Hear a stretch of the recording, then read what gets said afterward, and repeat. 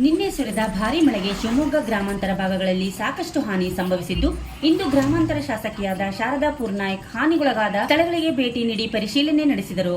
ನಂತರ ಸಂಬಂಧಪಟ್ಟ ಇಲಾಖೆ ಅಧಿಕಾರಿಗಳಿಗೆ ಮಾತನಾಡಿ ಕೂಡಲೇ ಸಮಸ್ಯೆಗಳನ್ನು ಬಗೆಹರಿಸುವಂತೆ ಸೂಚನೆ ನೀಡಿದರು. ಬೇಡರ ಹೊಸಹಳ್ಳಿ ಸೇರಿದಂತೆ ಹೊಳೆಹೊನ್ನೂರು ಭದ್ರಾವತಿ ಮಾರ್ಗದ ಸಾಕಷ್ಟು ಕಡೆಗಳಲ್ಲಿ ಬೃಹದಾಕಾರದ ಮರಗಳು, ಲೈಟ್ ಕಂಬಗಳು ನೆಲಕ್ಕುರುಳಿದ್ದು, ಕೂಡಲೇ ಸಾರ್ವಜನಿಕರ ಸಂಚಾರಕ್ಕೆ ಅನುವು ಮಾಡಿಕೊಡುವಂತೆ ಅರಣ್ಯ ಇಲಾಖೆಗೂ ಹಾಗೂ ಲೈಟ್ ಕಂಬಗಳು ಮುರಿದು ಬಿದ್ದ ಕಾರಣ ಹಲವು ಗ್ರಾಮಗಳಲ್ಲಿ ವಿದ್ಯುತ್ ಸಂಪರ್ಕ ಕಡಿತಗೊಂಡಿರುವ ಹಿನ್ನೆಲೆ ಕೆಇಬಿ ಅಧಿಕಾರಿಗಳಿಗೂ ಫೋನ್ ಕರೆ ಮೂಲಕ ಶೀಘ್ರವಾಗಿ ಸಮಸ್ಯೆ ಬಗೆಹರಿಸುವಂತೆ ಸೂಚನೆ ನೀಡಿದರು.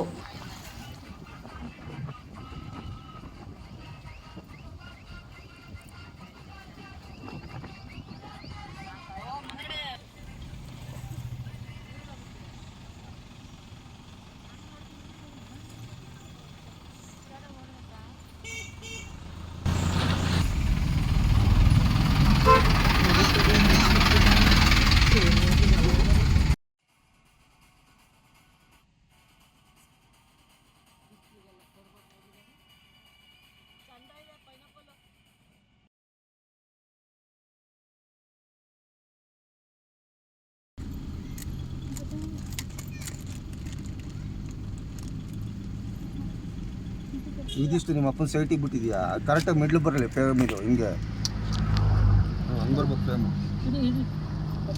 ಆಲ್ರೆಡಿ ಜಾಗ ಬಿಟ್ಟು ಇವ್ರ ಅಪ್ಪ ಇನ್ನೊಂದು ಮನೆ ಕಳಿಸ್ತಾನೆ.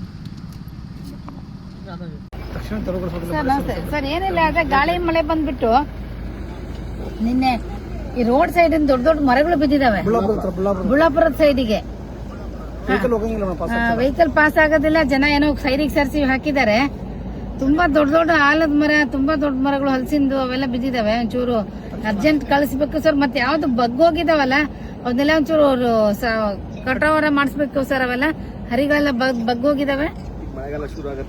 ಮತ್ತೆ ಯಾಕೋ ಸರಿ ಆಗ್ತಿಲ್ಲ ವಾತಾವರಣ. ನಮ್ಮ ಕ್ಷೇತ್ರದಲ್ಲಿ ಹಿಂಗಾಗ್ತಿತ್ತಪ್ಪ ಪದೇ ಪದೇ. ಚೂರು ನೋಡಿ ಇವತ್ತು ಚೂರು ಬೇಗ ಕಳಿಸ್ಕೊಡೋ ವ್ಯವಸ್ಥೆ ಮಾಡಿ.